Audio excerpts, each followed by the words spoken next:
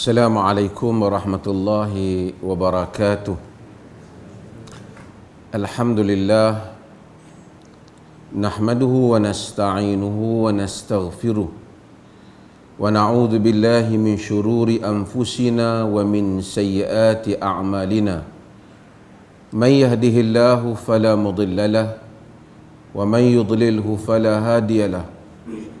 Asyhadu an la ilaha illallah wahdahu la syarika lah wa asyhadu anna Muhammadan abduhu wa rasuluh, amma ba'd. Yang dikasihi saudara pengurusi kita yang pakai baju hitam samping kuning bergaya, yang saya hormati Tuan Imam yang juga merupakan pengurusi masjid, Imam dua, ahli jawatan kuasa masjid, muazzin, kita panggil Tok Bilal. Bilal tu Bilal bin Rabah. Hebatnya Bilal ni sampai orang azam semua panggil Tok Bilal. Walaupun dia bukan Tok kepada Bilal tu. Dia Bilal, muazzin, tukang azan, semualah daripada masjid ni. Saya pernah main masjid ni.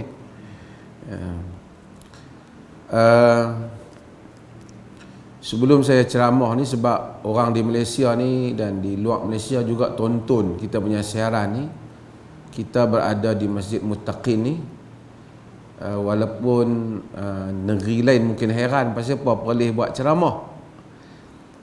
Yang pertama ialah di Perlis ni, alhamdulillah, sehingga hari ini kita kosong COVID, dan kita berdoa banyak-banyak kepada Allah Azza wa Jal supaya Tuhan kekalkan nikmat ni pada kita.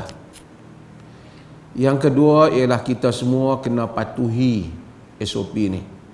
Majlis kita malam ni nampak ramai ni. Jadi semua ramai-ramai adik-adik kita, kaum muslimat yang di belakang, kaum bapa yang di depan ini, semuanya kita patuh SOP ni. Walaupun orang kata tak apa, boleh kosong dah, tapi kita ambil langkah berhati-hati.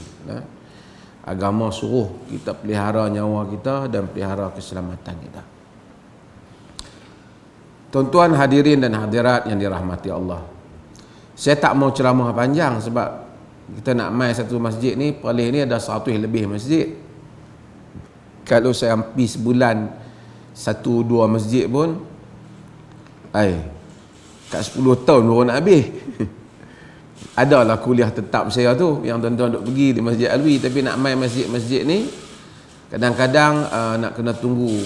Ini pun saya mohon maaf sebab beberapa kali tunda. Sekejap ada meeting tergempak lah, tergempak. Jadi alhamdulillah kita buat juga hari ini. Walaupun terima kasih atas kesabaran pihak pengurusan masjid yang jemput saya, dan kemudian sabar juga saya mengubah tarikh 2-3 kali. Terima kasih banyak.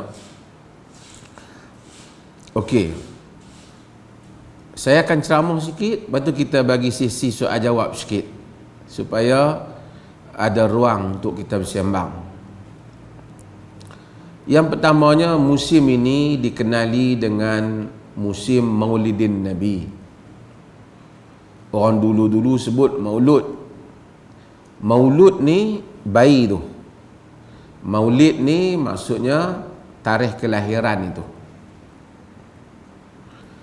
Nabi SAW tidak ada siapa pun yang boleh syak lahirnya Nabi SAW. Nabi lahir pada hari Isnin, sepakat, kerana Nabi sendiri sebut, ada hadis yang diriwayatkan oleh Imam Muslim yang menyebut Nabi lahir hari Isnin.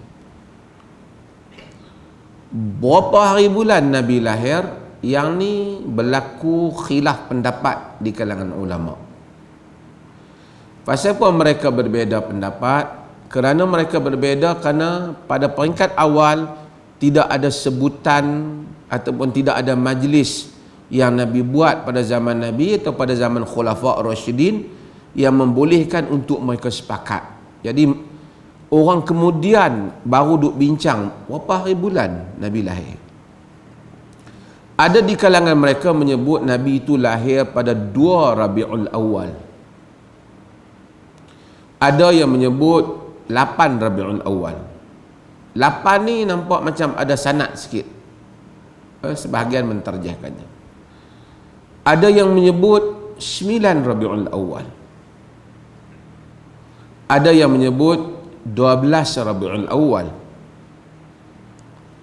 Ada yang sebut Nabi ni sebenarnya lahir bulan Ramadan. Okey. Tak apalah. Tak ada lah siapa kata Nabi tak lahir langsung. Semua bersetuju Nabi itu lahir. Kalau tak lahir, tak ada lah agama Islam. Cuma mereka hanya berbeza bilakah hari bulan. Walaupun mereka berbeza, tetapi kebanyakan mereka menyebut sekitar bulan Rabiul Awal. Dan 12 Rabiul Awal juga ialah hari kewafatan Nabi SAW. Kita sebenarnya 12 Rabiul Awal tu ramai yang macam bergembira dengan kelahiran Nabi, alhamdulillah. Tapi ada juga peristiwa pada Rabiul Awal ini, iaitu peristiwa kewafatan Nabi SAW. Nabi wafat.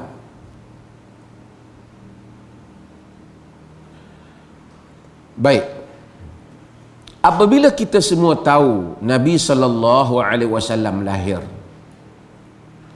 Nabi ni dia lahir, dia bashar, macam lahir manusia lahir. Tak ada lah Nabi ni lahir tiba-tiba terus ada. Nabi ni bukan cerita kartun. Dalam cerita orang Melayu ada cerita anak buluh betung. Lahir daripada muntah lembu. Tak ada. Kalau Nabi Isa ajaib sikit. Lahir tanpa ada bapa. Tapi Nabi kita tidak. Dia ada bapa dan dia ada ibu. Hak tu yang kita duk baca selalu. Qul innama ana basyarun mislukum. Allah suruh Nabi sebut, katakanlah sesungguhnya aku ini bashar, manusia seperti kamu. Jadi salah satu benda yang kita kena beriman berhubung dengan Nabi ni dia manusia, dia bukan malaikat.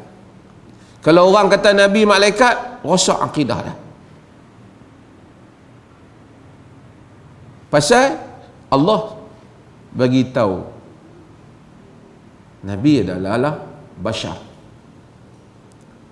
Dan Nabi nak elak orang ni duk rasa macam Nabi ni dia bukan manusia. Sehingga akhirnya tak bolehlah nak ikut dia jadi contoh teladan, dia bukan manusia. Dia suka cerita-cerita ajaib. Nabi tak. Nabi sakit. Orang lontar Nabi, baginda luka, cedera dia. Tak ada orang lontar Nabi, batu-batu kena Nabi, jadi buah kurma. Dah. Nabi sedih. Sebab tu panggil Amun Huzun, tahun sedih. Khadijah meninggal, Abu Talib meninggal, sedih. Tapi Allah mahu kita sedar Nabi kita ini ialah Muhammad bin Abdullah, ini adalah apa? Manusia. Kalau kita tak sedar yang tu, nanti dia akan pergi, dia melampau, dia hulu. Macam mana orang Kristian buat kepada Nabi Isa. Maka Nabi kata la tutruni kama ataratin nasara ibna Maryam. Innama ana abduhu faqulu abdullah wa rasuluhu. Hadis riwayat Bukhari. Jangan kamu melampau tentang aku. Macam mana melampaunya orang Kristian terhadap Isa bin Maryam.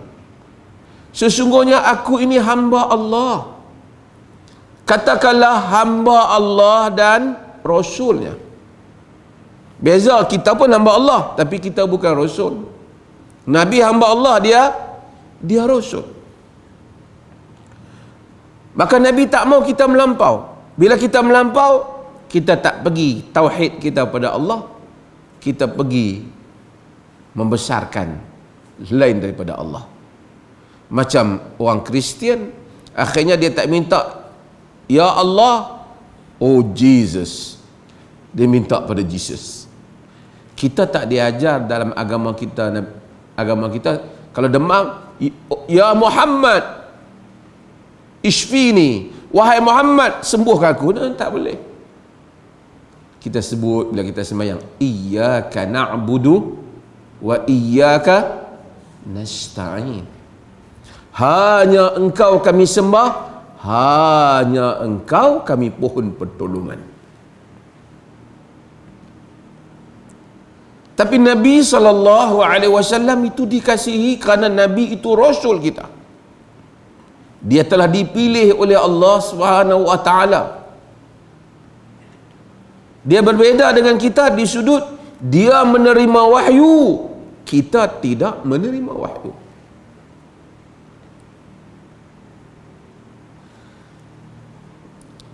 Balik kepada isu yang pertama tadi. Kenapa perlunya Nabi ni kena jadi manusia?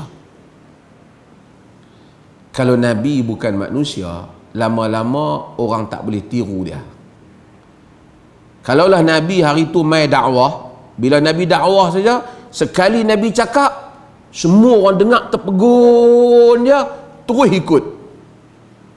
Kita nak mai dakwah tak boleh dah. Kita kata Nabi tak apalah, semua sekali cakap orang ikut. Kalau Nabi mari dakwah, bila orang nak serang Nabi, orang nak panah Nabi, anak panah tu jadi makanan. Oh senang. Orang kata Nabi tak apalah. Kita kalau berdakwah, orang pukul kita cedera. Tak. Nabi pun cedera. Nabi pun sedih. Nabi pun berduka cita. Nabi pun gusar, bimbang terhadap apa yang akan berlaku. Supaya kita tahu, bila kita menghadapi semua masalah ini, laqad kana lakum fi rasulillahi uswatun hasanah. Sesungguhnya bagi kamu pada diri Rasulullah itu contoh yang baik. Kalau Nabi itu malaikat, dia tak makan, kita tak ada lah sunnah makan. Nabi kalau dia macam malaikat ke, ataupun macam Sami ke, yang tak kahwin, tak ada lah pula kita sunnah rumah tangga. Maka hal ini penting untuk kita tahu, sehingga kita faham kenapa Allah menekankan aspek ni, yang selalu saya ulang dalam kuliah saya. Bukan kita menghina agama, tapi ini comparative religion, perbandingan. Kalau siapa yang tonton video ni, dia hendaklah tahu saya berbicara kepada orang Islam di dalam masjid. Sekarang ni zamannya sensitif. Kalau kita lihat sebahagian tokoh-tokoh agama ataupun pengasas agama, ambil Gautama Buddha umpamanya, dia tak ada isteri. Lepas dia terima macam kind of revelation, tapi dia orang Buddha ni, dia bukan God centric, dia human centric. Siapa yang belajar ni, dia bukan asas, dia bukan Tuhan, asas diri manusia itu sendiri. Dia akhirnya dia bawa diri dia, dia pergi untuk mencapai ketinggian diri dia, dia tinggal family dia. Nabi kita tak tinggal family dia, dia family. Bahkan dia ada, dalam satu masa tu dia pernah ada 9 orang isteri. Dan semua isteri ni bagi report yang bagus kepada semua orang tentang suami mereka.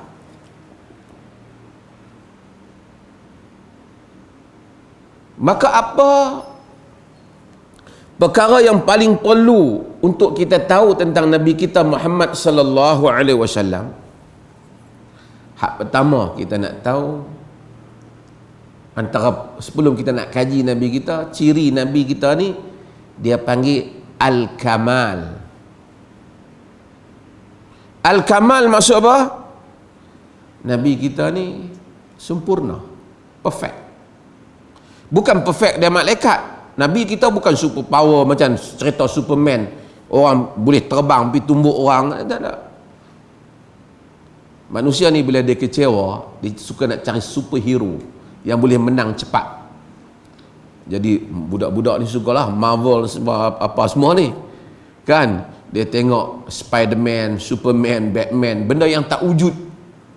Tapi menang cepat lah. Tapi agama realistik. Nabi kita Muhammad sallallahu alaihi wasallam, dia insan tapi dia lengkap. Apa bukti lengkap dia? Okey. Kita ambil Nabi ni. Nabi sebelum umur berapa Nabi kita terima wahyu? Tentu sekadar duk belajar ni, umur berapa Nabi kita dapat wahyu? 40.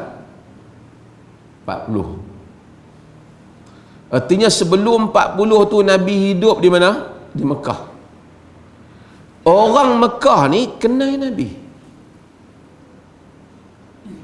Bila Nabi bawa Islam, orang Mekah lawan Nabi. Semua benda mereka kata kat Nabi. Gila, majnun, wa ma sahibuka bimajnun, dan tidaklah saudara kamu tu gila, Quran kata. Kata apa lagi? Tukang sihir, macam-macam. Tapi mereka tak pernah timbulkan isu hang dulu ni, sebelum terima cerita Nabi ni, hang dulu panggil bukan elok. Mereka tak pernah bangkit benda ni. Sedangkan mereka buat macam-macam. Tukang syair, mereka tuduh macam-macam. Mereka tak boleh nak cari satu kes. Hang ingat tak dulu hang menega, hang tipu, ingat tak? Tak ada. Kan tak ada. Herakl ni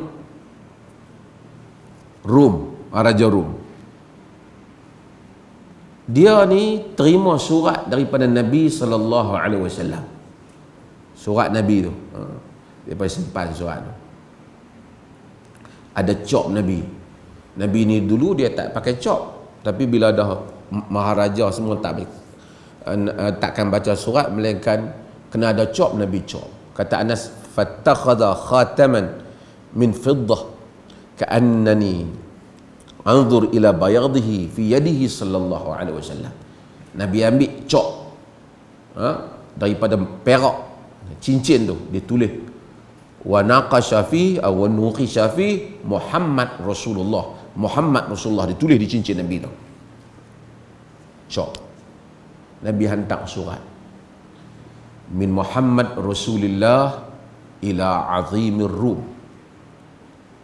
daripada Muhammad Rasulullah kepada orang maha besar Rum, Maharaja Rum lah. Nabi hantar. Bila dapat surat, dia baca. Rum ni agama apa? Agama apa tuan-tuan? Kristian. Kristian ni dia lebih banyak tahu tentang Islam. Quran kata aqraban nasi mawaddatan lilladzina amanu. Orang Kristian ni lebih dekat kasih dia dengan orang yang beriman. Dibandingkan orang lain, Kristian lebih dekat. Dia baca surat, tengok Nabi kata, Nabi seru dia, aslim taslam. Islamlah nescaya kamu selamat. Yu'tikallahu ajra marratain, kamu dapat 2 pahala. Jadi di dalam kawasan negara mereka ni, pedagang-pedagang Arab ni masuk. Masa tu Abu Sufyan tak Islam lagi. Abu Sufyan kebetulan berniaga di Syam. Kerajaan Rom panggil, suruh pergi cari kabilah Arab ni yang mai ke tempat masuk kawasan berniaga kita ni, bawa dia mari sini. Cara kebetulan bawa Abu Sufyan dan kabilah perdagangan dia. Maharaja Rom, dia cakap, ada penterjemah lah, dia cakap, dia tanya, siapa di kalangan kamu aqraba nasaban ilah? Siapa yang paling dekat adik-beradik dengan Nabi ni? Yang mengaku Nabi ni. Abu Sufyan kata dia. Masa tu Abu Sufyan duk lawan Nabi. Cuma masa tu musim perjanjian Hudaibiyah dibuat.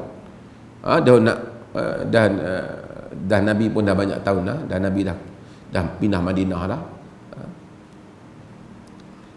Dia letak Abu Sufyan di depan. Yang hak belakang, hak lain dia letak di belakang. Dia kata, aku tanya dia, kalau dia bohong, hampa bagi syarat. Yang main dengan Abu Sufyan pun geng dia juga. Tapi dia pun bimbang, takut dia bagi syarat, kata dia bohong. Macam orang politik, dia pun akan percaya antara satu sama lain. Kan? Saya kata, politik mana paling ajaib. Hari ni dia sokong kawan ni, besok dia sokong kawan lain. Besok dia patah balik sokong. Hari ni dia kata lanun paling besar, besok dia kata pemimpin paling bagus. Pening. Tapi ikut-ikut Arab Quraisy ni okey juga dibandingkan orang politik Melayu kot. Macam mana tak tahulah kan. Tapi kita cerita hak Quraisy ni. Abu Sufyan duduk di depan. Abu Sufyan kata, dia kata, walaula al-haya an ya'thiru alayya kadhiban la kadhabt. Kalau tak kerana rasa malu satgi depa tuduh aku pembohong, aku rasa nak bohong. Pasal Maharaja ni duk tanya dia, tapi dia takut satgi depa buat muka bukan. Kut kawan tikam belakang. Maharaja Rom, Rom ni tanya dia, Herakl tanya dia, berapa soalan? Banyaklah soalan. Kaifa nasabuhu fikum? Nasab dia macam mana di kalangan kamu ni? Dia ni keturunan apa? Kata Abu Sufyan, huwa fina dhu nasabin. Dia ni, Muhammad ni, dia memang orang ada keturunan lah, bukan orang biasa-biasa lah. Banyak soalan yang dia tanya, tapi saya bukan nak cerita, tapi saya nak cerita salah satu soalan yang dia tanya. Kata Maharaja Rom, hal tattahimunahu bil kadhibi qabla an yaqula ma qal. Adakah kamu pernah dulu hampa tuduh dia pembohong sebelum dia duk kata benda yang sekarang dia kata ni? Maksud rekod dia sekarang hampa kata dia bohong lah, hampa tak setuju dengan dia. Tapi sebelum kes ni pernah tak hampa dah tuduh dah dia ni kaki bohong? Kata Abu Sufyan, lah, tak pernah. Abu Sufyan kata tadi apa? Kalau boleh nak bohong. Tapi dia takut belakang bagi syarat tu. Dia kata, lah, tak. Hal yaghdir, dia pernah mungkin janji ke? Khianat janji? Tak, tak pernah. Banyak soalan dia tanya. Ini Abu Sufyan sendiri. Abu Sufyan, macam mana kita tahu macam mana kita tahu Abu Sufyan cakap macam tu? Abu Sufyan cerita benda ni setelah dia masuk Islam. Riwayat ni ada dalam Al-Imam Al-Bukhari. Rom tu kata apa? Raja Rom kata apa? Raja Rom kata, sa'altukum hal tattahimunahu bil kadhibi qabla an yaqula ma qal fadhakarta la laqad a'raftu lam yakun liyada'a al-kadhiba 'ala an-nas thumma yakdhiba 'ala Allah. Aku tanya kamu, pernahkah hampa tuduh dia membohong sebelum dia duk cakap cerita agama baru ni? Kamu kata tidak. Maka aku tahulah, tak kalah kalau dia dulunya tak mau bohong pada manusia, tiba-tiba hari ni nak bohong pada Tuhan. Rum kata. Kemudian dia tanya beberapa soalan.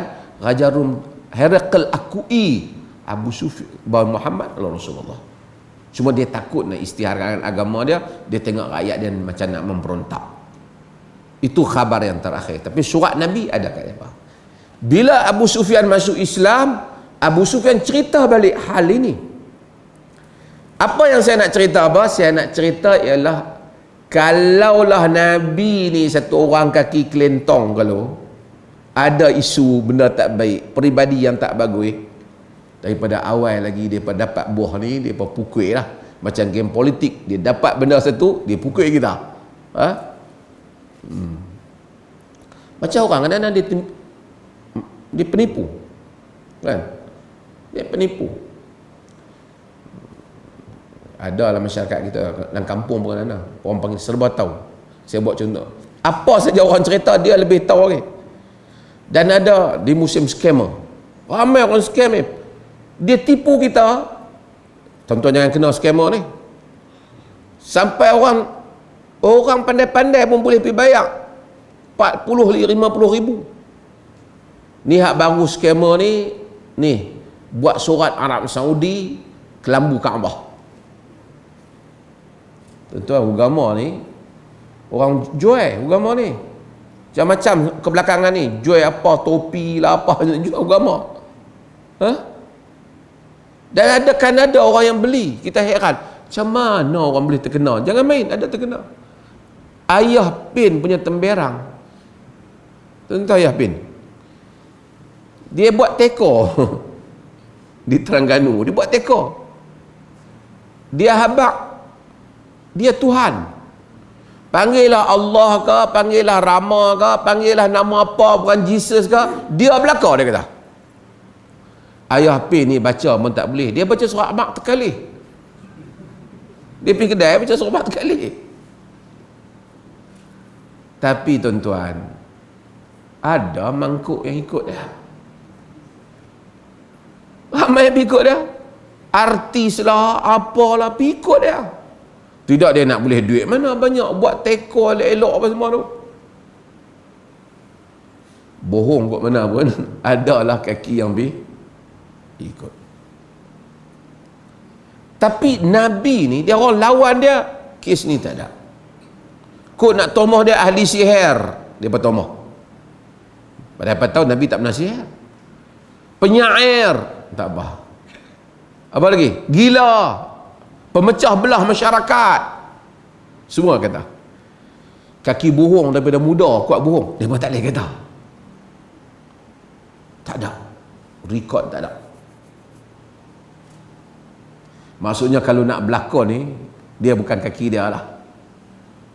Nabi ada isteri, 9 isteri Nabi dalam satu masa.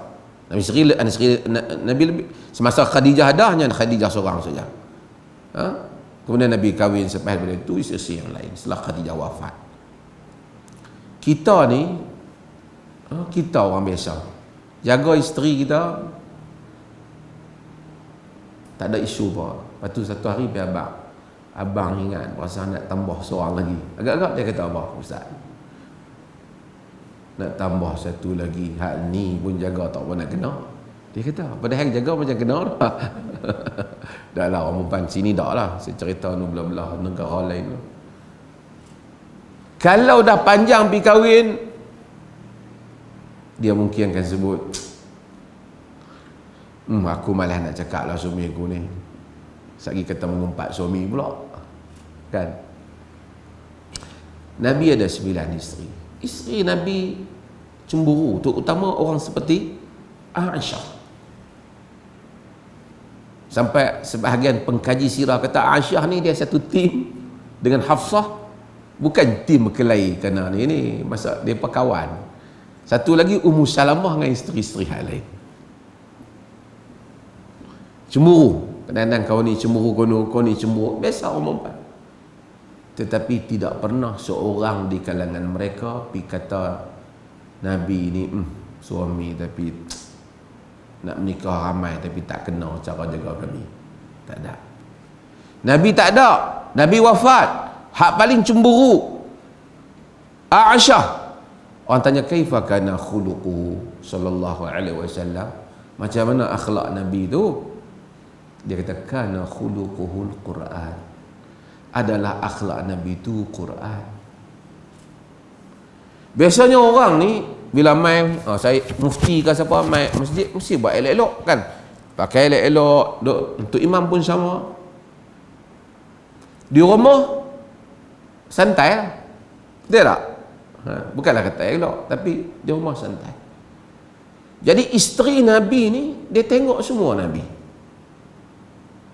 Dia tengok Nabi yang duduk di khalayak ramai ni, dia tengok Nabi yang duduk di rumah. Dia tidur, dia makan, dia buat. They got no complaints against him. Mereka tidak ada apa pun yang nak komplain Nabi. Tak komplain. Kalau dia berlakon, kalau biasanya bila berlakon di rumah lain lah drama dia. Kan ada tak? Kan? Ada orang di luar cakap elok kan? Balik rumah cakap dengan anak bini, ya Allah. Dengan kawan dia boleh cakap elok. Ni tak kena lah, bukan saya kata boleh. Balik main anak tanya, bini tanya, cengir ke main? Garang. Tak ada komplain. Dia ada sahabat. Masa buka kota Mekah, puluh ribu. Masa perang, beribu-ribu. Masa haji, 100,000 lebih. Nabi duduk di rumah Nabi, tuan-tuan pergi, semua makan, tuan-tuan pergi Madinah. Tengok rumah Nabi kan. Dia ada hak tinggi sikit sebelah rumah Nabi tu kan. Yang tu dia panggil, ada lebih kurang 70 orang sahabat yang duduk di situ. Termasuk Abu Hurairah. Dia panggil Ahlus Suffah. Mereka ni fuqara, orang miskin. Orang lain duk bagi duit, bagi bantuan pada mereka kerana mereka full time duk tunggu Nabi keluar, nak record, nak rakam balik, nak ingat balik apa yang Nabi kata. Betul-betul duduk tepi rumah Nabi. Semuanya bagi report yang bagus tentang Nabi sallallahu alaihi wasallam. Faham maksud saya? Maksudnya kalau ni tokoh yang berlakon-berlakon je, dia tak boleh. Kita ada tokoh, tuan-tuan, ahli politik umpamanya, pemidato sedap, dia pandai pidato, tapi yang lain dia belum tentu betul. Dalam politik perfect, rumah tangga kelam kabut.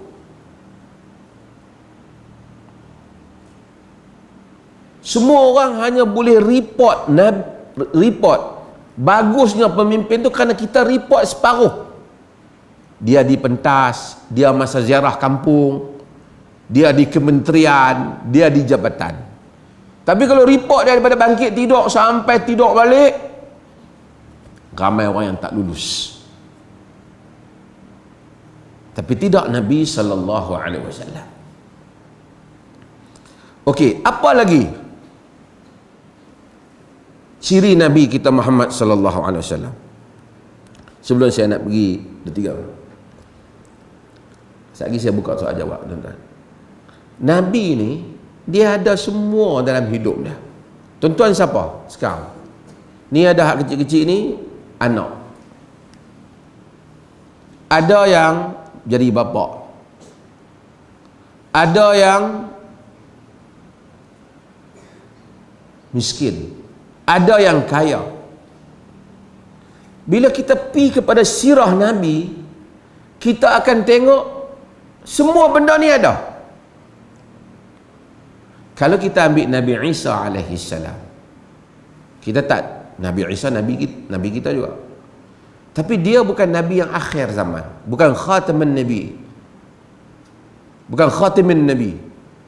Dia bukan penyudah secara Nabi, bukan khataman Nabi, dia bukan. Nabi Isa tak ada, dia tak kahwin, tak ada anak, jadi tak ada lah cerita anak ni. Dia bukan pemimpin negara. Nabi kita Muhammad pernah yatim, pernah jadi anak bagi pihak seperti anak masa duduk bawah Abu Talib, pernah kerja menggembala kambing, pernah meniaga, pernah jadi rakyat masa tak dilantik tolong menyatukan orang Mekah apabila mereka berselisih macam mana nak letak balik Hajarul Aswad, pernah jadi rakyat yang ditindas di Mekah, kemudian pernah berhijrah ke negeri orang, telah jadi pemimpin negara orang. Bila jadi pemimpin pernah terlibat di medan perang, kemudian pernah juga memasuki negeri orang untuk mengambil balik Mekah. Sendiri-sendiri lah, tapi pernah memimpin angkatan tentera, menjadi suami, mempunyai anak-anak, semua benda ada kat Nabi. Kalau kita ambil Buddha, tak ada. Macam mana cara mentadbir negara mengikut Buddha, tak ada. Kalau orang negara Cina ke Jepun mengambil falsafah pentadbiran negara Buddha, tak boleh ambil, tak ada. Adalah benda-benda tentang diri-diri dia tu, cerita lain lah, tapi konsep pentadbiran tak ada. Macam mana konsep jual beli Buddha, tak ada lah. Agama-agama lain juga tidak ada. Tapi Nabi kita macam mana berjual beli, macam mana dia pergi ke pasar, dia tengok orang jual beli, macam mana kata-kata dia tentang jual beli, semua hal ini Nabi kita ada. Sebab itu dia jadi Rasul.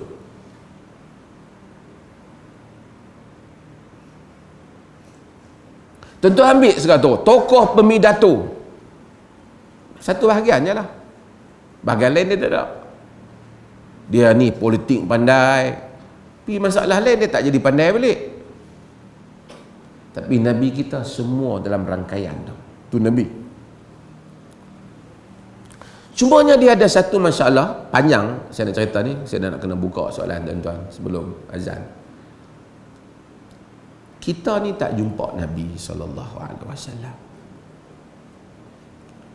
Bila kita tak jumpa Nabi SAW, macam mana kita tahu semua benda ni? Macam mana kita tahu kita semayang tadi Nabi semayang macam tu? Macam mana kita tahu bahawasanya Nabi SAW suruh lepas semayang kita baca apa, masa semayang baca apa? Macam mana kita tahu?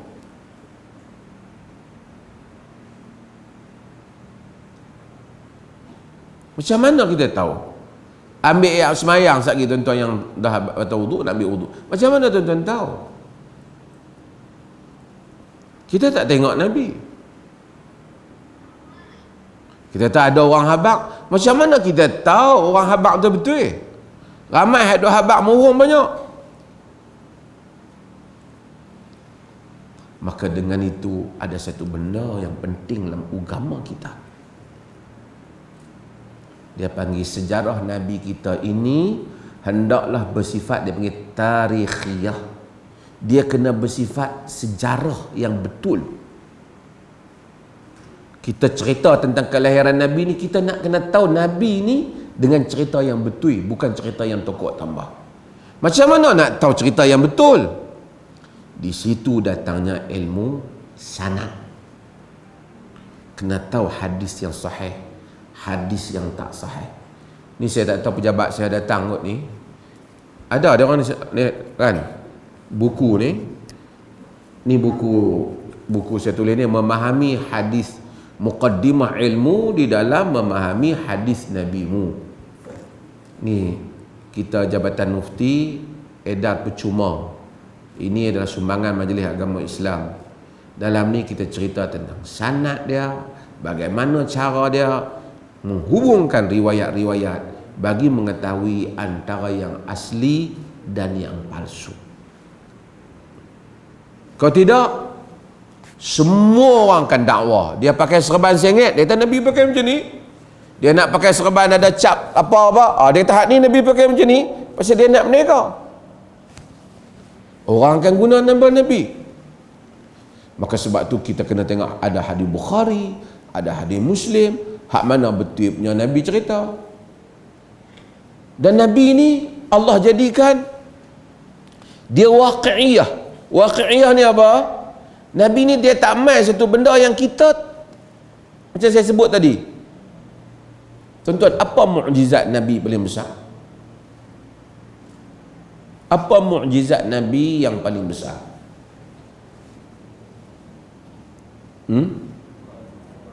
Apa mukjizat Nabi? Al-Quran. Orang Islam semua tahu. Yang ni saya ulang selalu. Mana mukjizat Nabi? Mana Quran tu mana? Ada tak? Ada. Baca, bila kita baca kita akan tahu. Ini daripada Allah Ta'ala. Saya cerita 2-3 hari ni tentang tu yang ditawan di Mali tu, yang dicolek Sophie Petronim. Dia dengar Quran, dia kata ini kalam Allah. Tuan-tuan sendiri cuba tuan-tuan baca Quran, terutama ni anak-anak kita ni kecil-kecil ni, biar mereka baca Quran boleh faham. Malam-malam bila kita berdiri kita baca Quran pada malam hari disaksi Quran pada, sebab tu kita ya ayyuhal muzammil qumil laila illa qalila, baca Quran. Kita ikut, kita baca Quran daripada satu ayat ke satu ayat, kita akan merasa sangat dalam. Tentu dah ini ayat-ayat Tuhan. Mustahil manusia nak cakap macam ni. Ayat tu sendiri ada irama dia, ada tusukan dia dalam jiwa kita. Quran. Bila orang tanya mana, tu belum tengok lagi sains dalam Al-Quran, kebenaran-kebenaran dalam Al-Quran. Sebab apa? Sebab dia Nabi yang akhir. Kalau katalah mukjizat Nabi yang hebat sekali ialah untuk kita pegang, Nabi belah bulan. Betul Nabi belah bulan. Tapi kita mana boleh tengok? Kita dengar cerita ya. Kalau macam orang-orang katalah Yahudi, apa mukjizat Nabi Musa? Tongkat Nabi Musa. Mana mukjizat dia? Dululah masa tok-tok nenek mereka tengok dulu.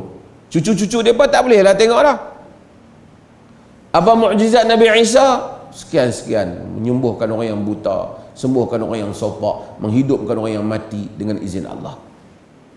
Mana? Dulu. It was. Kana makan, kata Arab. Dahulu. Jadi tak boleh kongsi, boleh cerita lah. Orang tanya mana mukjizat Nabi Muhammad? Quran.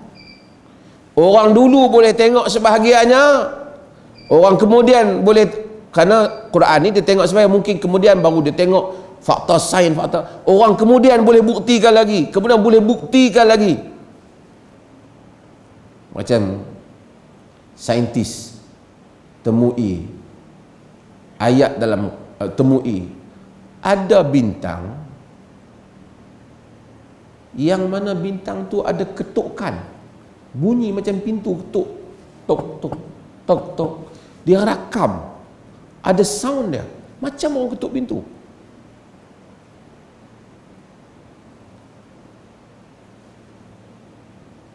Dia ada sound.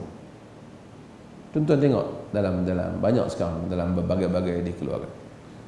Tapi Quran dulu kata was-samaa'i wat-tariq wa ma adraka mat-tariq. Dan langit demi langit dan tariq, bintang yang mengetuk.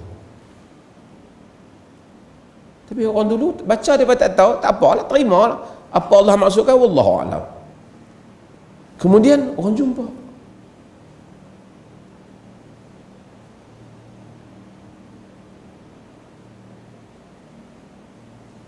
sebab itu mukjizat Nabi kita Muhammad berterusan. Mukjizat yang orang fikir, kemudian orang beriman.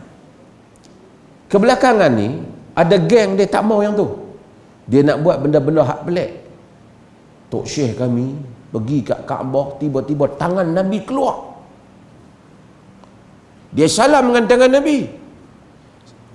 Sejak dia salam dengan tangan Nabi tu, dia bungkus tangan dia. Bila dia bungkus tangan dia, sampai bila-bila dia tak buka, kena sayang kat tangan dia. Hebatnya Tok Syekh dia apa? Kita nak tanya, Tok Syekh dia tak mandi wajib ke? Tak ambil ayat semayang ke? Sampai duk bungkus tangan selama-lamanya. Para sahabat salam dengan Nabi pun tak bungkus tangan. Tapi mereka nak benda yang luar biasa, supaya orang jadi kagum ni bukan kerana hujah mereka. Pasal apa hang hebat sangat Tok Syekh tu? Ui jangan, dia malam tadi ada mimpi. Hatu yang ayah pin nak buat. Ini semua nak memukau manusia dengan keajaiban pada diri. Sedangkan Quran, hatu burhanakum. Quran burhan. Quran adalah hujah. Dan ini yang mesti kita faham. Allah. Masuk waktu kita azan dulu nah. Azan dulu, sekejap lagi saya sambung. Sekejap lagi lepas azan saya buka pada sesi soal jawab. Masuk waktu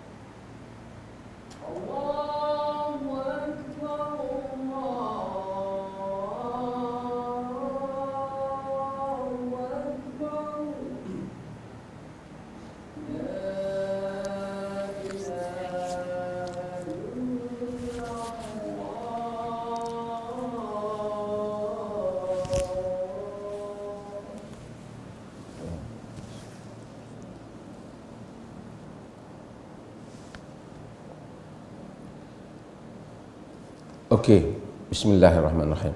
Kita sambung sikit lagi. Panjanglah saya nak cerita tapi saya nak ringkas. Allah hantar Nabi kita Muhammad ni kepada siapa? Orang Arab, orang Melayu, dia hantar kepada seluruh alam ni. Khususnya kepada an-nas kafah, kepada seluruh manusia. Oleh kerana Nabi ni dihantar pada seluruh manusia. Hal ni saya nak bagi orang kita faham sikit. Kadang-kadang dia jadi miss bab ni. Adik-adik kita ni pun dia terfaham, mungkin kemudian faham. Nabi ni dia hantar supaya kita ni betul akidah kita, mentauhidkan Allah. Sebab surah yang besar fadilat dia, antara yang paling besar ialah surah Qul Huwallah Al-Ikhlas. Sebab Qul Huwallahu Ahad, Allahus Samad, lam yalid wa lam yulad wa lam yakul lahu kufuwan ahad. Pasal dia tauhid. Nabi ni hantar kerana tauhid. Orang mari kepada Nabi kata, ya Rasulullah, bima sya Allah wa bima syi'ta. wahai Rasulullah, dengan apa yang engkau, Allah dan engkau kehendaki. Dia takut, aja'altani lillahi nidda, qul bima Allah wahda. Kamu nak buatkan aku sekutu Allah Ta'ala ke? Kata apa yang Allah sahaja kehendaki. Nabi tak angkat diri dia supaya dia menduduki makam ketuhanan. Dia bukan ketuhanan. Sebab tu saya selalu ulang tuan-tuan, bila Allah cerita benda yang luar biasa tentang Nabi, Allah kaitkan Nabi itu di makam hamba. Subhanalladzi asra bi'abdihi lailan minal masjidil harami ilal masjidil aqsa. Maha suci Tuhan yang menjalankan hambanya pada waktu malam daripada Masjidil Haram ke Masjidil Aqsa. Sebab apa Tuhan sebut hambanya? Dia kata maha suci Tuhan yang menjalankan Rasulnya. Betul juga. Tapi disebut hambanya. Sebab apa? Nak bagi tahu benda ajaib ni Muhammad bukan boleh buat. Allah yang buat. Maha suci Tuhan. Sebab tu, hal kuntu illa basyarar rasula. Bila dia duk cabar Nabi banyak-banyak, Allah kata, bagi tahu mereka, aku tidak lain melainkan seorang manusia yang telah dilantik menjadi rasul.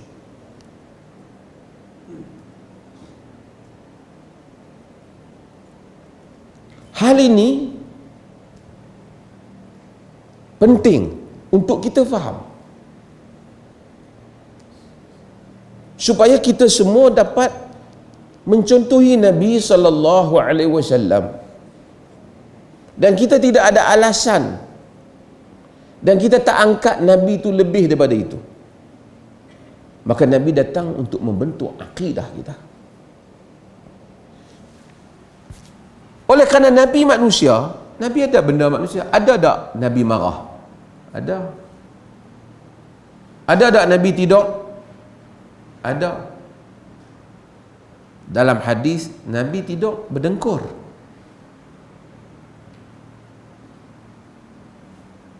Kita tengok suami kita, abang ni tidur tak berdengkur sikit. Tak.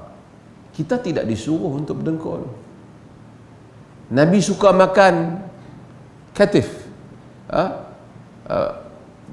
Bahu kambing. Bukan bau tu, bahu ni. Kita kata saya kambing tak berminat.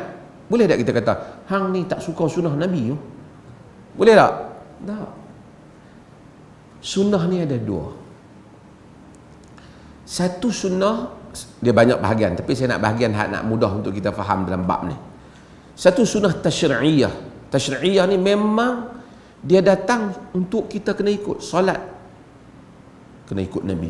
Sallu kama ra'aitumuni salli. Semayang macam mana kamu tengok aku semayang. Ibadat-ibadat haji kena ikut Nabi. Khuzu anni manasikakum. Ambil daripada aku cara ibadat kamu, haji kamu. Makan tangan kanan, sunnah. Ya ghulam samillah kul biyaminik. Wahai budak, bismillah. Makan dengan tangan kananmu. Sunnah. Sunnah ni maksudnya kalau Nabi tak datang, tak ada siapa ajak kita yang lain. Tapi ada benda yang kalau Nabi tak datang pun benda ni ada dah. Contohnya apa? Tidur. Nabi tidur. Kita tengok baca hadis, Nabi tidur. Dia kata, hang duk kaya tidur je. Weh, hang tak tahu ke? Nabi pun tidur tau. Sunnah, aku ikut sunnah Nabi tidur. Ni macam ada seorang dua tidur. Tak apa. Budak-budak. Okey. Yang tu tidur tu tidak menjadi sunnah. Cara Nabi tidur tu sunnah. Kemudian ulama-ulama bahas tentang makan. Satu orang duk kerja makan. Hang ni makan. Weh, Nabi pun makan tau, sunnah. Makan tu tidak sunnah. Cara makan tu sunnah. Makan dengan tangan kanan. Tidak melampau lah makan, sunnah. Dan oleh kerana Nabi ni orang Arab, ada benda yang dia buat berdasarkan kearaban dia. Dia panggil jibiliyah. Apa dia kearaban Nabi? Nabi buat cara orang Arab. Misalnya ada bahan-bahan yang Nabi gunakan, bahan yang digunakan oleh orang Arab. Ulama-ulama bincang, benda-benda yang Nabi sebelum dia jadi Nabi pun memang dia buat dah. Contoh saya buat ni, macam saya ni, pakai jubah. Adakah pakai jubah ni sunnah? Khilaf para ulama. Sebab Abu Jahal pun pakai jubah juga. Tak adalah Nabi main-main, Nabi kata sekarang kita passion jubah lain lah. Nabi tak kempen. Nabi ni seperti mana kata para ulama hadis, apa saja nak baju orang yang pakai yang mudah untuk dia pakai. Orang pakai jubbatan rumiyatan, jubah rum hak tadi ni orang hadiah kat Nabi. Daiqul qum, sempit tangan dia, orang tu hadiah kat Nabi, Nabi ambil pakai. Pakaian Yaman orang bagi kat Nabi, Nabi pakai. Kerana Nabi bukan mereka passion. Kerana Nabi akan pakai pakaian yang orang Arab pakai. Takkan Nabi tiba-tiba main dalam masyarakat Arab pakai baju Melayu dengan sampin. Terkejut dia apa? Passion apa pula kau bawa Muhammad ni? Dah lah kau bawa agama baru. Macam Nabi akan pakai apa yang orang Arab pakai. Dia berserban kerana orang Arab berserban. Maka pakaian-pakaian ini kalau kita pakailah kerana memanglah Arab pun pakai, tapi oleh kerana Nabi pakai, kita kena di atas sayang dan teringat ke Nabi itu. Kata para ulama, mudah-mudahan atas niat itu dia dapat pahala, bukan atas jubah tu sendiri. Hatta jubah yang tuan-tuan pakai sekarang ni dengan fashion, color tu, color ni kan, poket macam ni, zaman dulu mungkin bukan macam tu. Artinya apa? Yang jibiliyah, Nabi makan kambing. Kita tak pernah dengar Nabi makan gulai. Sebab apa? Macam Sabri ni daripada Penang ni memang tak ada gulai. Game Penang, Nabi bukan orang mamak, Nabi bukan orang India. Dia tak makan tom yam. Nabi bukan orang Siam. Tapi ini semua ialah Nabi akan makan makanan yang orang Arab makan.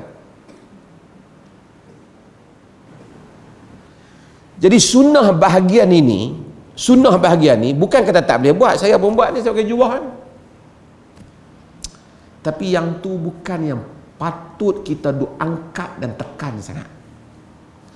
Sunnah yang patut kita tekan ibadat Nabi, akhlak Nabi, cara Nabi bermuamalat, cara Nabi berurus niaga, akidah yang Nabi yang itu, yang kalau tak kerana Nabi datang, hal ni tak ada. Tapi dia main trend orang kita ni pasal mereka nak niaga. Yang ni dia tak angkat, hadis-hadis ni dia duk angkat benda-benda yang tak pasti. Macam mana nak capal Nabi, kita memang Nabi pakai kasut capal, tak dinafikan. Dan ada hadis Nabi SAW salat, Nabi buang capal dia. Kan pada nasabahnya ada wasakh. Bila Nabi buang, khala'a na'lai. Sahabat-sahabat yang semayang di belakang tengok Nabi buang, dia pun buang habis. Nabi tanya pasal apa hamba? Khala'tum ni'alikum. Ni'alikum. Dia kata pasal apa buang kasut semua? Faham tak? Kami tengok Rasulullah buang kasut. Dia Rasulullah kata, Jibril beritahu kasut kau dah najis. So, kamu tak payah buang lah. Nabi pakai kasut. Ada orang buat lambang kasut, kemudian kata kasut pijak aras. Ini semua hadis yang tidak sahih. Cuma tak adalah orang buat lambang kasut tanda tahu, tapi ini bukan kempen Nabi. Sahabat tak buat kempen ni, pakat semua ambil buat gampak tu kepada gampak. Kalau tidak nanti akan jadi kempen macam-macam. Nabi naik unta, lukis unta pula kat dada. Nabi makan kurma, lukis kurma pula. Nabi naik apa lagi? Nabi pun ada haiwan-haiwan kuda, lukis kuda pula. Saat ni geng-geng polo tu kata ni sunnah. Pasal apa? Baju cap kuda, Nabi naik kuda. Kalut kita. Geng baju polo tu, depa pula kata ni pakai baju sunnah sebab ada gambar kuda, Nabi naik kuda.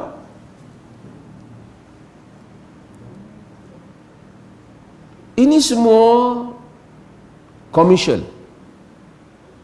Orang nak jual barang. Saya bukan kata tak ada negeri yang lukis. Saya pergi ke Tunisia, saya pergi banyak negara Arab ni. Memang ada sebahagian some tradition. Sebahagian tradisi mereka lukis kasut tu di dinding, di pintu rumah mereka. Tapi sebagai satu lukisan, sebagai satu art.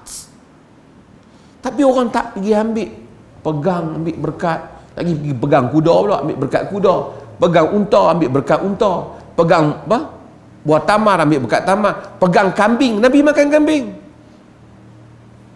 ambil berkat kambing pula. Letih kita ni, geng-geng kambing tak keluar mai lagi, geng-geng kambing bukan keluar. Kambing binatang yang dimakan oleh Nabi, marilah kita makan kambing. Kedai sunnah makan kambing. Lepas tu jual baju kambing pula.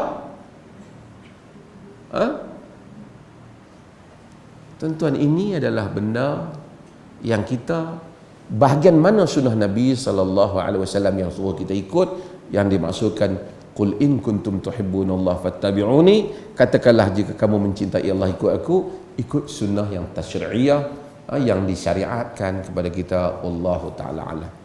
Saya buka sikit sesi pada soal jawab jika ada soalan. Tuan-tuan boleh ambil buku-buku di sini. Tuan pengurusi tak apa, kita bagi mereka tanya terus kat saya, dia sama ada mereka tulis surat atau kertas atau nak tanya terus pun tak apa. Lepas tu saya akan ni nanti lepas ni saya serahkan balik majlis pada pengurusi. Nah,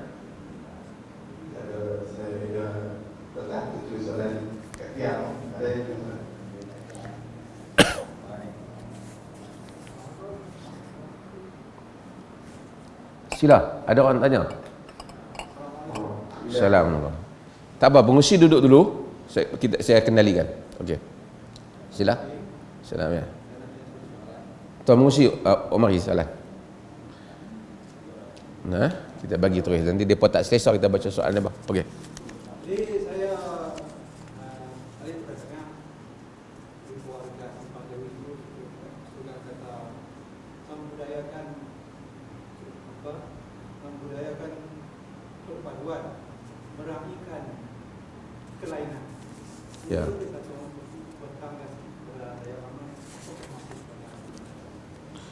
Okey. Oleh kerana Nabi SAW telah meninggalkan kita 1400 tahun yang lepas, dan kemudian Nabi itu sendiri pada hayat Nabi ni soalannya kelainan pengikut Nabi sendiri itu macam-macam. Hak ni kata yang ni sunnah, hak ni kata yang ni yang sunnah. Macam mana satu? Okey. Macam mana agama berlaku? 1400 tahun dulu masa Nabi ada, kalau ada soalan tuan-tuan keliru, orang masa tu lah, kan kita. Orang masa tu keliru, dia tanya siapa? Tanya Nabi SAW. Keliru tanya Nabi. Ada perkara yang keliru je tanya Nabi, Nabi bagi jawapan. Ada perkara yang mana Nabi bagi tahu tu boleh dipaham dua benda. Kok ni pun boleh, kok tu pun boleh faham. Paling masyhur ulama-ulama buat contoh hadis Nabi, la yusalliyanna ahadukumul asra illa fi Bani Quraidah. Jangan seseorang kamu sembahyang asar melainkan di Bani Quraidah. Waktu asar dah masuk, dah nak keluar, Nabi arahkan semua pergi Bani Quraidah nak bertempur, nak kepung Yahudi khianat. Di kalangan sahabat Nabi ada yang faham tak boleh semayang lah, mesti ke Bani Quraidah, dan Nabi habaq macam tu. Ada sahabat Nabi yang faham Bukan Nabi tak bagi semayang. Takkan Nabi tak bagi kita semayang, asal dah masuk. Nabi nak suruh kita cepat. Depa semayang, depa solat, kemudian mereka pergi. Maka golok sebahagian kata Rasulullah, ada geng yang solat, tadi kita jangan solat. Dia kata, Rasulullah, kami faham nak supaya cepat, kami solat, kami sampai cepat, sama juga, kami tak lambat kat misi ni. Rasulullah tak menyalahkan. Itu memberikan isyarat bahawasanya ada perkara yang Nabi cakap yang boleh untuk kita faham dua cara. Faham sebelah pih pun boleh, faham maksud sebalik pun, tujuan dia panggil maqasid, tujuan dia pun boleh. Okey. Pada zaman Nabi, tuan-tuan boleh ikuti saya ni? Boleh tak? Bila Nabi nak dakwah kepada orang Yaman, orang yang jauh, Nabi tak pergi sendiri, Nabi hantar wakil. Nabi hantar. Nabi bagi tahu mereka, sahabat-sahabat yang dekat ni, Nabi hantar Muaz, Nabi hantar macam-macam orang. Nabi kata, basyiru wala tunaffiru, yassiru wala tu'assiru. Bagi khabar gembira, jangan bagi orang lari. Mudahkan, jangan bagi payah. Dia pun mimpi. Bila sampai sana, mesti orang sana nak tanya banyak tentang Islam. Kalau mereka tak tahu, mereka tanya hak mereka tahu, mereka jawab, Nabi kata macam ni, Nabi kata macam ni. Kalau dia orang tanya mereka benda yang mereka tak tahu, mereka nak buat macam mana? Kalau zaman lah tak apalah, tak apa, tunggu sekejap, aku nanti call Nabi ingat macam mana. Dia tak? Zaman dulu tak ada. Walaupun hadis itu, hadis Muaz itu dianggap dhaif oleh sebahagian para ruwat. Ya Muaz, bima tahkum?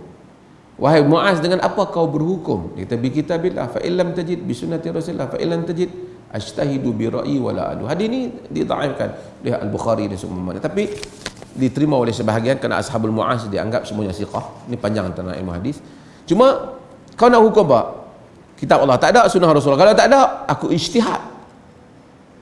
Ijtihad. Maksudnya, aku buat kesimpulan. Nabi tak pernah kata tak boleh, boleh ya.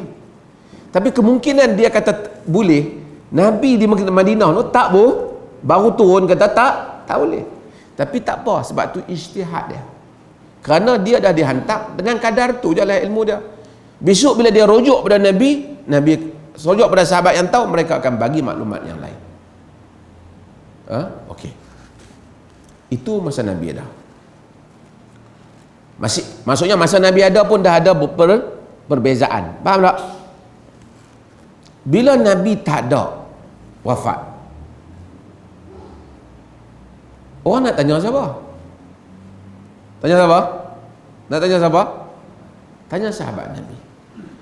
Sahabat Nabi ni bukan semua benda yang Nabi cakap setiap orang tu dengar. Saya buat contoh mudah. Ni tuan-tuan dengar ni, yang mana faham dia faham, yang saya kena cakap ni bagi level semua. Hak duduk di luar pun, hak dengar pun faham juga. Ada benda yang Nabi bagi tahu, sahabat yang dekat pun tak tahu. Seperti Abu Bakar, ada benda yang dia tak tahu.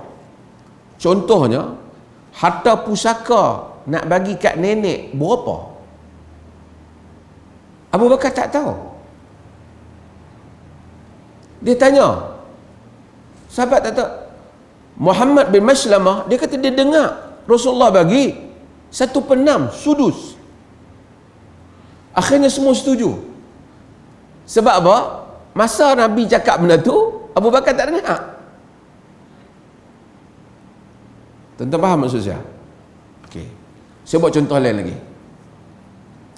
Hadis tayamum. Macam mana kita tayamum? Tepuk muka kan, semua kan? Tepuk muka, tepuk tangan. Umar bin Khattab, dia faham dulu kalau dia orang tu berjunub dengan badan-badan sekali. Kemudian dia berbeza. Dia salahkan Ammar. Ammar tak, kau tak ingat Nabi beritahu dulu? Ammar bin Yasir. Maksudnya sahabat pun bukan kerana sahabat ni dia pun akan bergilir. Nabi cakap di masjid Nabi ataupun Nabi cakap di mana-mana, sahabat ni kena pergi jaga kebun, yang ni kena pergi berniaga. Bukan mereka semua masa nak ada dengan Nabi. Zaman tak apa ni, Nabi bagi kuliah tadi, dengar tak dengar? Cuba dengar balik YouTube. Zaman tu tak ada lah. Apa yang ada, sahabat ni akan bagi tahu. Tadi masa hang tak mari, kemarin hari tu Nabi ada bagi tahu. Kalau sahabat tu tanya. Jadi bila Nabi tak ada, sahabat-sahabat ni dia pergi merata. Abdullah bin Mas'ud umpamanya, dia pergi ke Iraq. Dia pergi ke Kufah. Di Kufah, mazhabnya Abdullah bin Mas'ud. Ada benda yang Abdullah bin Mas'ud dia bagi tahu dengan kadar yang dia tahu, walaupun dia alim. Mesti ada hadis yang dia terlepas, kerana bukan 24 jam sepanjang Nabi hayat, Nabi dia ada. Mungkin hadis itu ada pada sahabat yang lain. Maka dengan itu akan berlaku lagi perbezaan pandangan. Ataupun benda tu Nabi tak bagi tahu. Boleh ke tak? Jadi sahabat ni akan berpendapat boleh berdasarkan kes ni. Yang ni kata tak boleh. Berlaku perbezaan mazhab. Contohlah hak di Perlis ni berapa kali saya buat contoh benda hak tuan-tuan. Hak dekat dengan tuan-tuan lah. Tak apa contoh berpuluh kali pun nak mudah faham. Sebahagian para ulama berdasarkan riwayat-riwayat Anas dan seumpamanya, Nabi yaftatihuna salat bi alhamdulillah. Nabi buka solat dengan alhamdulillah. Kata Anas dia semayang belakang Nabi, belakang Abu Bakar, belakang Umar, belakang Uthman, semuanya alhamdulillah. Dalam sebagian riwayat Muslim dia tak pernah dengar Nabi baca bismillah.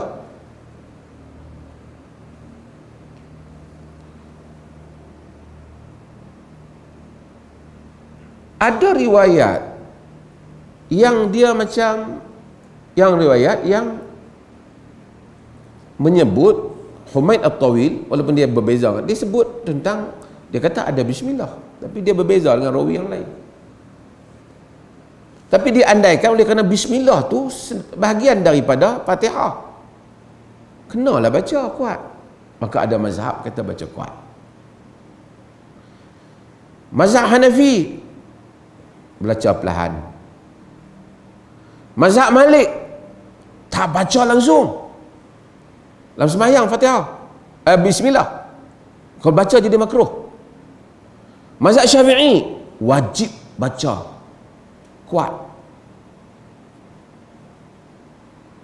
Maksudnya wajib baca. Dan dalam solat dia baca kuat lah. Di solat dia baca kuat. Mazhab Hanbali wajib baca tapi perlahan. Jangan di Anas. Ada berbeza. Bukan berbeza baca kuat dengan perlahan saja.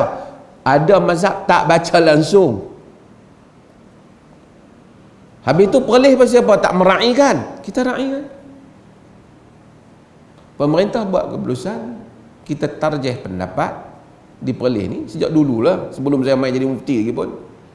Hak tarjih pendapatnya baca perlahan. Tapi kita tak pernah kata siapa yang baca kuat bid'ah, tak kata. Cuma kita pilih pendapat tu. Hak baca kuat itu pendapat dalam mazhab Syafi'i, okey. Dia tidak bid'ah. Tapi untuk masjid imam yang dilantik tu dia bacalah perlahan. Dan kita kata kena baca. Kita tidak macam mazhab Malik, kena baca. Kalau imam kata dia tak baca langsung, kita kata tak kena, dia kena baca. Cuma dia baca perlahan. Kalau kita pergi tempat orang pula, kita dengar orang baca bismillah kuat, tak apalah. Jangan kata hampa ni tak betul, ni tak ikut sunnah, ni tak baca. Tak. Habis itu pasal apa hampa di Perlis baca pelan? Samalah juga jawapan dia, pasal apa hampa di Kedah baca kuat. Hak ni pilih pendapat ni, hak ni pilih pendapat. Habis itu Perlis seorang jadi lain. Tak, dia tak lain saya kata. Masjidil Haram baca pelan. Pergi ke Jordan, pergi ke Qatar, pergi ke Kuwait, pergi ke negara Arab, pergi ke India, pergi ke Mesir, kebanyakan sebahagian campur-campur Mesir, pergi ke Pakistan, baca pelan, majoriti baca pelan. Pergi ke Maghribi, pergi ke Algeria, pergi ke Tunisia, tak baca langsung. Habis itu nak berkelahi, tak payah berkelahi benda ni. Nun kami pergi Kedah baca kuat, tak apalah, ikutlah. Tak payahlah kata bila Tok Imam baca kuat, subhanallah, tak payahlah. Tak ada siapa kata siapa salah. Cuma kita boleh kena fatwa tu, dia pilih yang tu untuk mereka yang bertugas di masjid sebagai imam. Lepas tu kita mai semayang di rumah kita dengan family kita. Kita pilih dalam pandangan mazhab Syafi'i. Bismillahirrahmanirrahim. Alhamdulillahirabbil alamin. Kuat baca. Tu imam pula tu tadi baca pelan. Balik rumah baca kuat. Dia lapor mai kat mufti. Saya tak apa, okey. Tu dah baca family dia. Cuma hadis masjid itu ialah penyelarasan am pemerintah. Ni saya dah sebut banyak kali dah, tetapi dah ni saya ya. Habis tu biasalah. Jadi tu imam hari Jumaat pakai selok-selek, pakai baju kemeja. Sah tak? Sah tak? Tapi kenapa pakai baju Melayu dengan sampin? Rukun semayang lah? Tak. Habis kenapa pakai? Arahan pentadbiran.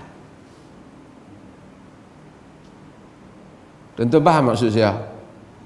Kita jangan berkelahi lah benda ni. Tu pergi berkelahi buat apa?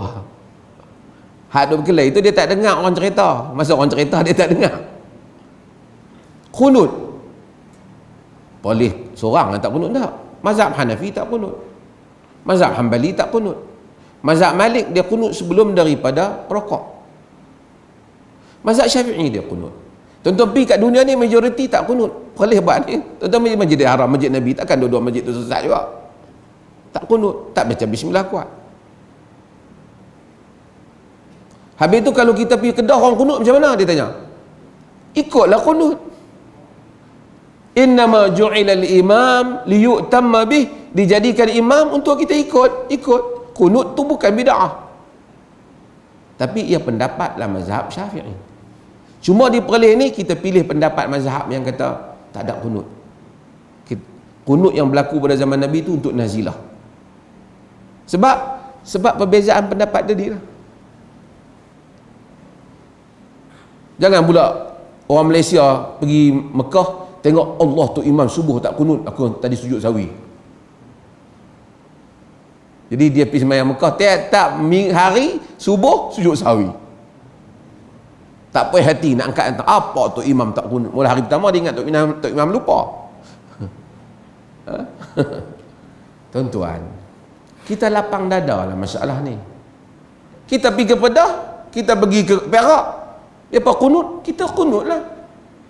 Depa kena buat benda yang sama. Mai perlih tu imam tak kunut, tak payah kunut. Baru panggil meraihkan kepada yang salahnya hak geng tak kunut tu sesat. Hak ni pula geng yang kunut tu tak ikut sunnah sesat. Dua-dua salah. Tuan-tuan faham maksud saya? Sebab itu bila kita orang kata jauh berjalan, banyak pengalaman. Mazhab, kenapa tak ikut mazhab Syafi'i? Banyak benda yang tak ikut mazhab Syafi'i. Sekali tuan-tuan naik kereta, tuan-tuan buka radio, ada muzik dalam mazhab Syafi'i, tak boleh, haram. Lepas tu tengok bola sepak pula, pakai seluar pendek dalam mazhab Syafi'i, tak boleh, itu mazhab Malik. Tuan-tuan pergi beli barang pula, barang tu keluar main terus duit, tuan-tuan bubuh saja, tak sebut saya jual, saya beli. Dalam mazhab Syafi'i tak, saya jual, saya beli. Tuan-tuan bayar zakat peterah, tuan-tuan bagi duit. Dalam mazhab Syafi'i kena bagi beras. Dalam mazhab Syafi'i, isteri kalau lagi mana suami tak bagi keluar rumah, sekalipun bapak dia mati, ibu dia mati, anak dia mati, tak boleh keluar.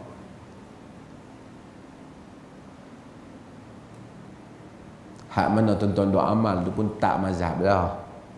Bukan kata mazhab Syafi'i tak bagus. Bagus mazhab Syafi'i. Imam besar, mulia. Tapi kita keluasan. Di Perlis ni tuan-tuan semua tahu, tuan-tuan Tokeh Warung Manis lebih kaya lagi daripada Tokeh Bendang. Bendang berapa setahun dapat berapa Bendang? Semusim berapa lah kan? Harum Manis sekali boleh 7-80 ribu. Dalam mazhab Syafi'i hanya qutul balad, hanya makanan asasi negeri, iaitu beras, gandum, wajib zakat. Dan mazhab Hanafi tak, apa saja yang terbit daripada bumi cukup, syarat haul cukup nisab dia, bayar zakat.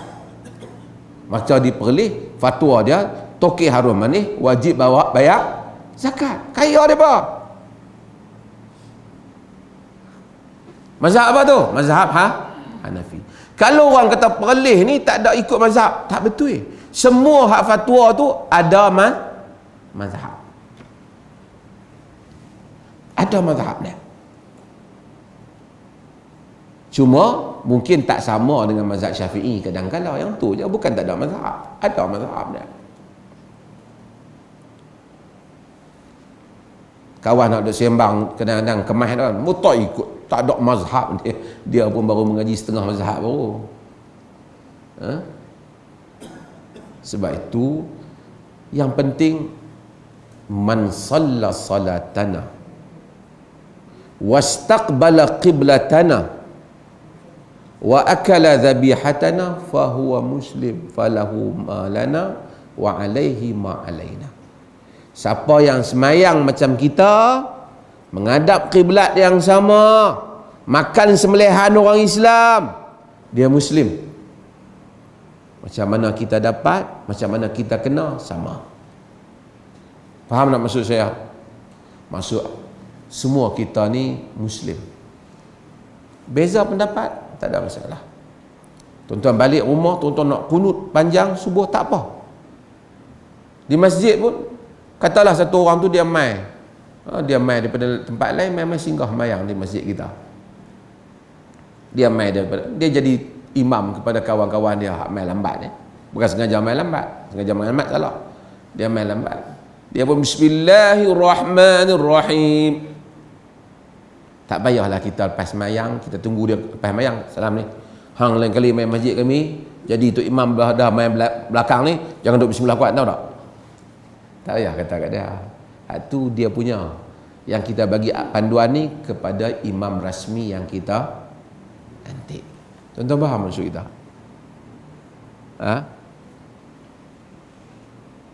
Sadrul rah, dada yang lapang. Kita kalau banyak kita insya-Allah siapa apalah. Tuan-tuan pun bila tuan-tuan banyak pengetahuan semua kita pun ilmu kita semua sikit. Cuma dengan kadar yang sikit ni lah kita cuba nak faham. Orang kata, saya dah sebut, orang kata, orang kalau dia pergi mengaji silat ni hebat, sampai ilmu dia banyak dalam silat. Orang main bersilat, main bertumbuk tepi meja dia, pisau jatuh kena meja pun dia duduk situ, dia tak lompat lagi. Nak kena dia betul, sekali dia tepih, dia bangkit, kena lah kawan tu. Tapi kalau baru pergi mengaji silat, belajar 3 buah lah, balik duk pergi habaq orang kampung, aku malam-malam dah duk pergi silat ni, nak cabar orang lah, cabar orang rebah lah. Macam tu lah kita. Bila kita tahu 1-2 pandangan dalam hukum, kita tak payahlah berkelahi. Bila kita tahu banyak, kita akan tahu bahawasanya telah berlaku dalam sejarah Islam imam-imam yang besar, pandangan-pandangan yang berbeza. Kita pergi setiap tempat, kalau kita tahu inilah yang diamalkan oleh Imam Malik, kita pergi Morocco, kita ikut cara Imam Malik. Ikut mazhab Syafi'i, kalau tak baca bismillah, Fatihah tak sah. Tapi Imam Malik itu ialah guru kepada Imam Syafi'i. Kata Imam Syafi'i, Malik muallimi wa anhu akhaztul ilma. Malik adalah guruku, daripadanya aku mengambil ilmu. Tapi Imam Malik tu kata tak payah makruh, tak payah bismillah. Anak murid dia kata tak bismillah tak sah. Beza banyak tu. Adakah kita nak kata Imam Syafi'i kata semayang untuk guru dia tak sah? Tak. Itu pendapat dia. Yang tu pendapat Imam Malik di atas hujah masing-masing. Bila kita pergi ke Morocco, orang Morocco semayang memang tak baca bismillah lah kuat, dan tak baca langsung. Kita tak payahlah, kita semayang ni tahu kena mufaraqah, puak-puak ni bukan baca bismillah. Kita jangan jadi fanatik lah. Kita tahu itu keyakinan dia, kita baca lah. Bila kita tahu macam tu, dada kita lapang, fikiran kita luas, kita tak bertengkar benda yang buang masa kita. Mudah-mudahan Allah rahmati kita semua, insya-Allah. Saya tak baca langsung, nak tulis panjang. Ada satu lagi. Okey, sila. Ya. Pagi tadi saya ada baca surah Yusuf, dan ada sikit yang saya notice, Nabi Yaqub dia nangis sampai dia getar, dan ayat yang seterusnya tu, ayat 87 tu, dia pesan ke anak-anak dia mengintip Binyamin dengan Yusuf, tapi dia kata janganlah kamu berputus asa dengan rahmat Allah. Dan kaitannya Nabi Muhammad sallallahu alaihi wasallam pernah menangis sebab anak dia meninggal. Jadi yang Nabi Yaqub tadi tu, dia menangis sampai buta, tapi dia besar kat anak dia, jangan kamu putus asa rahmat Allah. Nabi Yaqub. Okey. Yang pertama ialah agama ni dia accept Allah Ta'ala ciptakan kita, dan dia memberikan kepada kita ni perasaan. Bukan kata orang bila mengaji agama, hatta Nabi hilang perasaan manusia tu. Nabi dia sedih, dia suka, dia gembira, dia bimbang, macam manusia. Kerana Nabi tu manusia, bukan macam manusia, dia manusia. Macamlah kita juga, sebab tu kita ada doa, Allahumma inni a'udzubika minal hammi wal hazan, minta jauh daripada duka cita nak mai yang telah berlaku. Allah tahu bahawa kita ni ada benda tu kat kita. Bila berlaku satu benda, kita akan sedih. Allah tak marah kita sedih. Hatta Nabi Adam telah buat salah, Allah tak marah berterusan dia buat salah. Allah mahu dia taubat. Allah mahu dia taubat. Nabi SAW, bila anak dia Ibrahim meninggal, Nabi sedih. Sahabat kata, "Tak anta ya Rasulullah, kau pun menangis ke?" Nabi kata, "Ni rahmah. Innal aina la tadma wa qalb la yahzan wa la naqul illa ma yurdi rabbana." Sesungguhnya mata menangis, jantung hati akan berduka cita, tapi mulut tak akan menyebut melainkan apa yang Allah redha saja. Nabi Yaqub sedih dengan meninggalnya Yusuf. Wa biyaddat aina, putih mata dia, sedih dia, menangis. Sehingga akhirnya kita tahu Nabi Yusuf berhantar baju dia, fa basaruka, kemudian celik juga Nabi Yaqub. Ini semua kerana manusia. Nabi SAW bila teringat pada Khadijah, padahal Khadijah dah wafat dan dia dah masuk syurga, buat apa? Tapi ingatlah, apa-apa Nabi sembelih bagi kat Khadijah. Bila orang kata kat Khadijah, Nabi sedih. Ruziqtu hubbuha, aku dikurniakan cintanya. Dan Nabi pernah duduk mengenangkan, sebut, mengadu tentang nasib baginda. Semua hal ini berlaku kerana insan, hatta Nabi Yaqub. Jadi kesemua benda ni Allah tak marah kita sedih anak kita meninggal. Cuma Allah kata, agama ajar jangan kita sebut benda yang Allah murka. Sedih semua orang berlaku, hatta hilang kita sedih, isteri kita sedih, Nabi Nuh sedih anak dia, innahu ibni, dia adalah anakku. Nabi Allah kata, innahu laisa amalan salih, dia bukan amalan yang salih, dia bukan anak yang salih. Sebab itu maka agama balance dalam hal ini. Sedih, duka cita ada pada manusia, tapi manusia tu kawal. Sebab itu apabila satu orang mukmin tu, ajaban li amril mukmin, Allah, Nabi tak heran urusan orang mukmin. Bila dia sedih, apa dia suka, alhamdulillah. Dia sedih, tetap dia ingat Allah. Dan kita demikian. Hatta Nabi sedih. Hatta Nabi sedih. Jadi Nabi Yaqub dia sedih. Allah tak duk kenang anak dia sampai menangis. Mungkin menangis dalam doa dia, menangis sampai hilang penglihatan dia.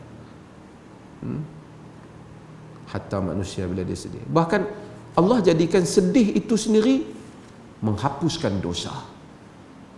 Dan hatta syauka, sehingga duri yang tusibu, yang menimpa orang mukmin itu diampunkan Allah dengannya dosa. Itu maksud Allah.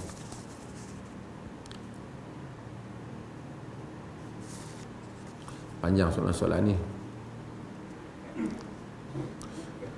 Bolehkah bahaskah perang sesama Islam di Khalifah Ali dan peperangan Muawiyah? Ni banyak kena dengar kuliah saya Masjid Alwi. Pergi panjang ke 9 lah. Tuan-tuan pergi ke YouTube, ada perang Siffin, perang Jamal. Tulis nama saya ada ni, saya ada bahas benda ni. Pergi ke web Mufti, Jabatan Mufti, laman web sesawang Jabatan Mufti, ada siri saya cerita tentang peperangan yang membabitkan Aisyah dengan Ali dan Muawiyah. Saya tulis balik, dan riwayat-riwayat yang lebih sahih daripada riwayat-riwayat yang dimasuki oleh unsur Syiah yang memburukkan sahabat. Sebenarnya semua sahabat dalam kes itu mereka berijtihad, dan kalau kita ingat cerita yang betul, kita akan simpati kepada semua. Mereka bukan zaman tu mereka tak berniat pun nak memusuhi antara satu sama lain. Telah berlaku kekeliruan. Wallahu ta'ala a'lam. Ada makan ke ni tuan-tuan? Ada masjid ada makan? Semua ada makan? Lepas balik. Terima kasih banyak. InsyaAllah nanti saya pun tak mau panjang sangat di zaman ni. Terima kasih banyak pada sudi mendengar. InsyaAllah kita jumpa lagi lain kali. Ada siapa-siapa yang asal tak lepas lagi, dia boleh pergi tanya di Masjid Alwi ke, ataupun dia main Jabat Mufti, dia boleh main berjumpa dengan saya. Ataupun segan nak pergi Jabat Mufti, serahkan kepada ni Tok Imam sini, hantar surat kat dia, Tok Imam hantar kat saya. InsyaAllah nanti dia bagi tahu. Mudah-mudahan Allah Ta'ala rahmati kita semua. Terima kasih banyak. Wassallallahu ala nabiyina Muhammad walhamdulillahi rabbil alamin. Wassalamualaikum warahmatullahi